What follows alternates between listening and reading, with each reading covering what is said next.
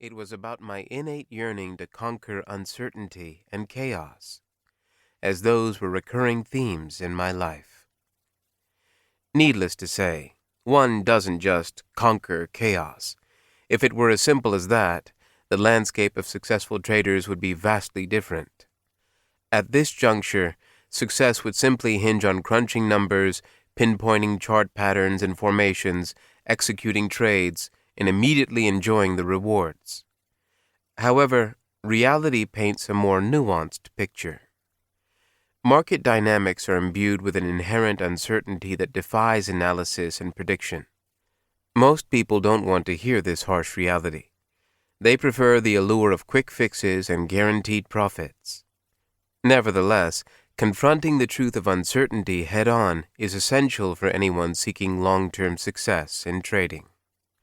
While it may initially appear that the presence of uncertainty casts trading pursuits in a negative light, making it seem like a losing proposition, it's essential to recognize that this perception is not entirely accurate.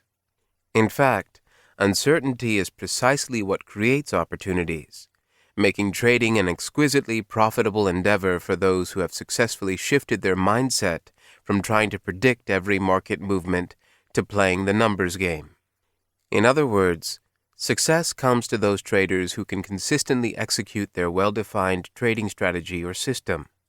Instead of aiming for perfection in each trade, they prioritize maintaining a positive expected value, a statistical concept that implies taking strategically sound trades that might not necessarily work individually, but would squarely tilt the odds in their favor over time.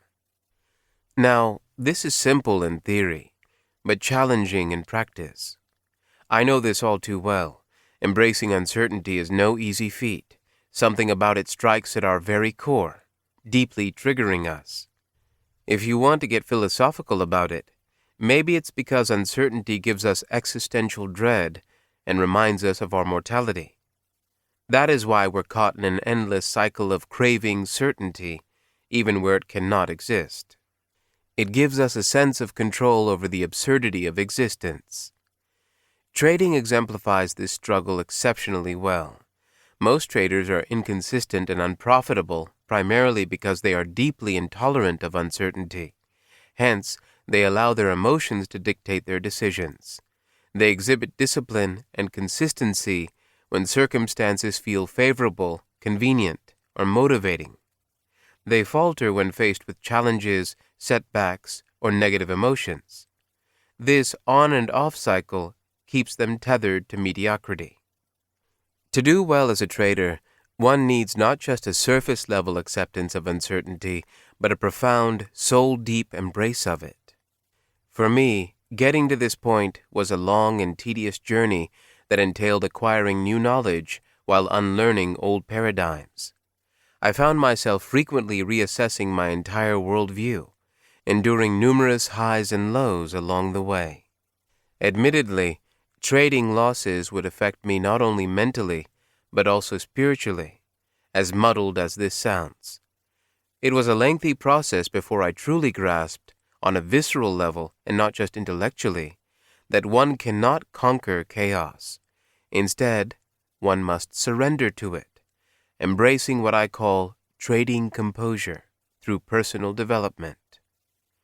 Therein lies the key.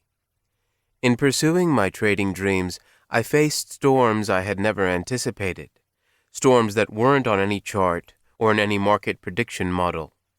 They were internal tempests, fueled by overconfidence, underconfidence, despair, impatience, anger, and so on. It was during these tumultuous times that the significance of composure became crystal clear to me. As someone who appears calm and composed externally, composure had to mean something more, something deeper. It had to transcend mere surface appearances or even the archaic notion of trading without emotions as frequently touted by some traders. As I discovered, composure is about maintaining clarity, perspective, and emotional stability in an ongoing way amidst the ups and downs of the market or life. To be more specific, it is the radical non-interference with the natural flow of sensory experience.